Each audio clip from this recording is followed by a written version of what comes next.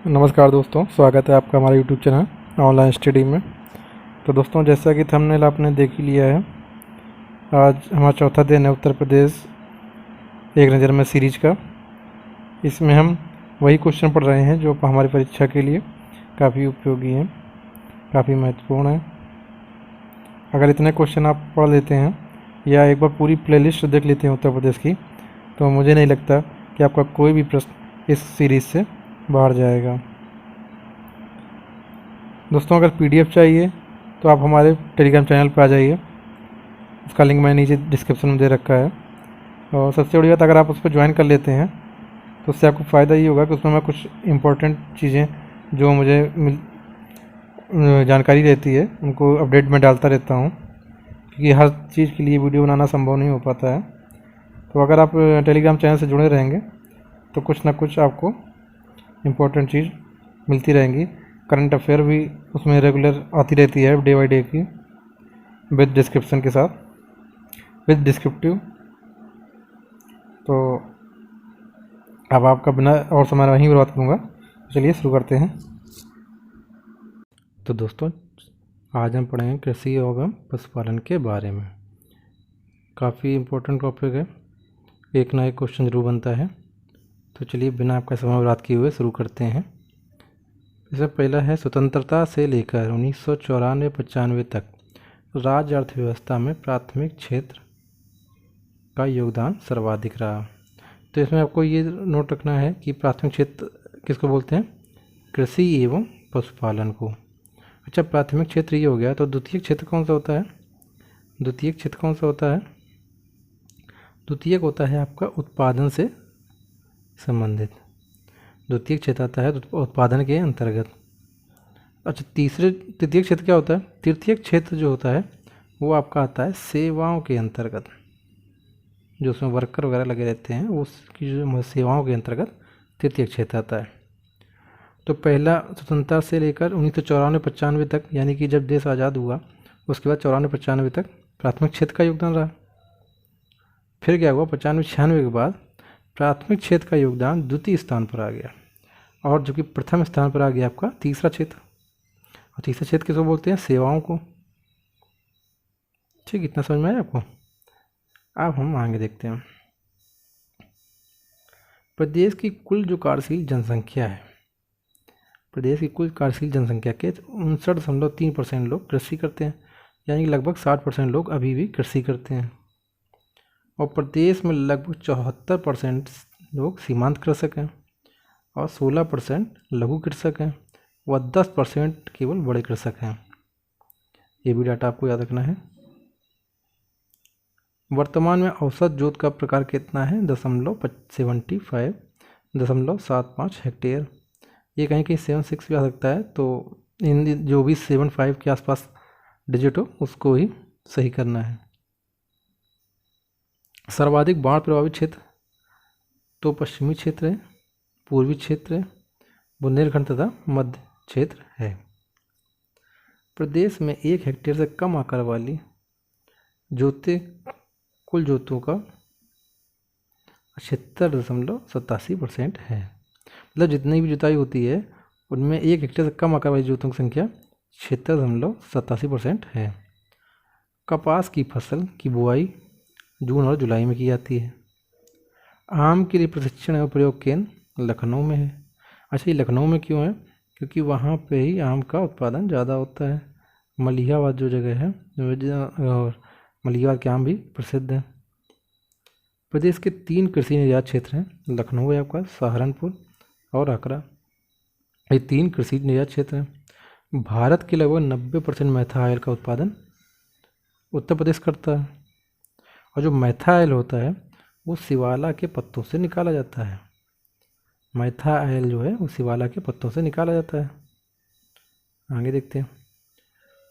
1960 में, अच्छा एक चीज़ और है, अगर इसकी PDF चाहिए तो हमारे टेलीग्राम चैनल को ज्वाइन कर लीजिएगा, और उस पर मैं डेली कुछ ना कुछ करंट वगैरह भी डालता रहता हूँ। तो अगर ज्वाइन कर लेंगे तो आपके लिए अपडेट पहले मिल जाया करेगी आपको। 1960 में उत्तर प्रदेश में अधिकतम जो सीमा आरोपण अधिनियम सीलिंग कानून पारित हुआ, यानी कि क्वेश्चन आएगा उत्तर प्रदेश में सीलिंग कानून कब पारित हुआ? तो ये आपका 1960 में। उत्तर प्रदेश को 9 कृषि जलवायु प्रदेशों में बांटा गया है। मोस्ट इंपॉर्टेंट क्वेश्चन है, आपसे क्वेश्चन है कृषि जलवायु प्रदेशों में उत्तर प्रदेश को कितने कृषि प्रदेशों में बांटा गया है? 9 में बांटा गया है। ये क्वेश्चन अभी आपका ROE 2016 में भी आया था। गोरखपुर उत्तर प्रदेश का सर्वाधिक गेहूं उत्पादक जिला है। सर्वाधिक उत्पादकता कहाँ है? गंगा घाघरा दोआब की। गोरखपुर जो है वहाँ सबसे ज़्यादा गेहूँ होता है। गन्ना राज्य की सर्वाधिक महत्वपूर्ण नकदी फसल है। गन्ना जो है इस राज्य की, उत्तर प्रदेश राज्य की महत्वपूर्ण नकदी फसल है। कपास की खेती गंगा यमुना दोआब, रुहेलखंड, बुंदेलखंड क्षेत्रों में होती है। दोस्तों, अगर आपको वीडियो अच्छा लगता हो तो शेयर जरूर किया करिए या कमेंट करके मुझे मेरी कमियां बताया करिए। अफीम का जो सबसे बड़ा उत्पादक जिला है वो बाराबंकी है। अफीम का जो सबसे बड़ा उत्पादक जिला है वो बाराबंकी है। इसके अतिरिक्त गाजीपुर में भी इसकी खेती होती है। अफीम का सबसे बड़ा उत्पादक जिला बाराबंकी है। प्रदेश की एकमात्र अफीम फैक्ट्री ये गाजीपुर में है।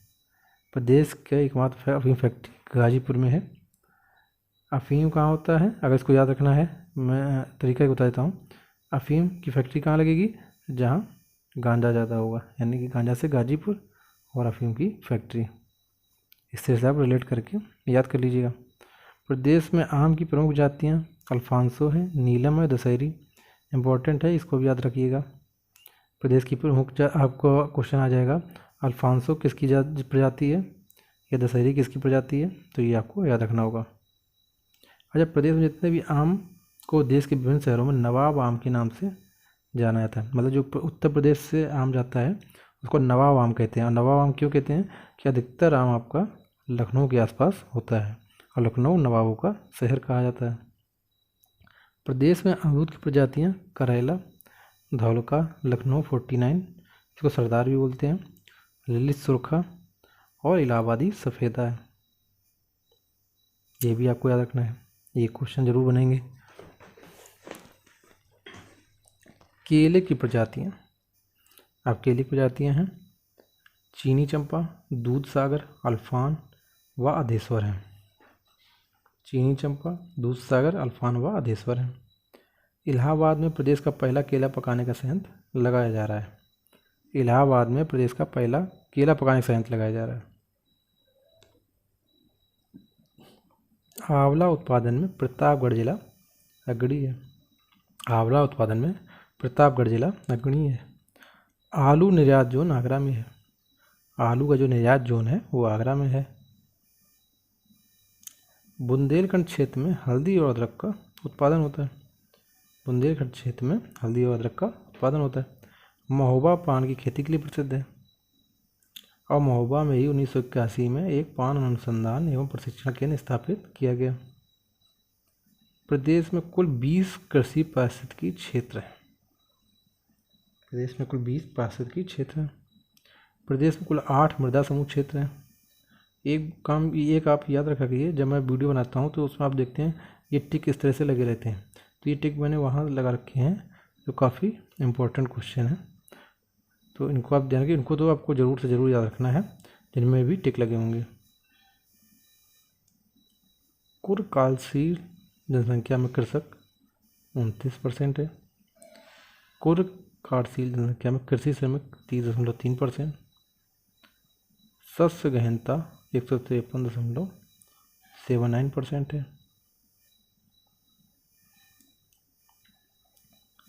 अब हम पशुपालन के बारे में देखते हैं। उत्तर प्रदेश में सबसे ज़्यादा पशु हैं, कितना? 13.41%। 13.41% पशु हैं उत्तर प्रदेश में, जो कि पूरे भारत में सबसे ज़्यादा हैं।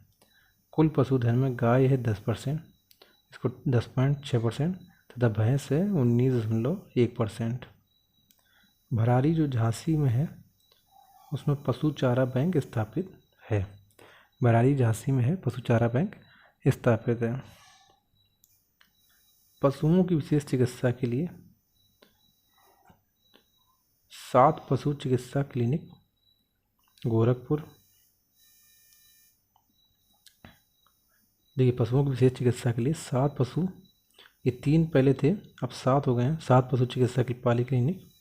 पहला गोरखपुर, मुजफ्फरनगर, लखनऊ, चौथा सैफई में, फिर है बादलपुर में, फिर है आपका वाराणसी और बड़ौद। यानी कि ये 7 पशु चिकित्सा पाली क्लिनिक खुले गए हैं। 1999 में उत्तर प्रदेश गौ सेवा आयोग की स्थापना की गई। पशु जैविक औषधि संस्थान, ये आपका लखनऊ में है। ये कुछ जो नहीं थे वो मैं दूसरी किताब से इसमें ऐड कर दिए हैं। पशु जैविक औषधि संस्थान कहाँ है? लखनऊ में है आपका। यहाँ पे क्या होता है, जानवरों के टीका वगैरह का निर्माण किया जाता है। हम दूध उत्पादन देख लेते हैं। दुग्ध उत्पादन में भी उत्तर प्रदेश का प्रथम स्थान है।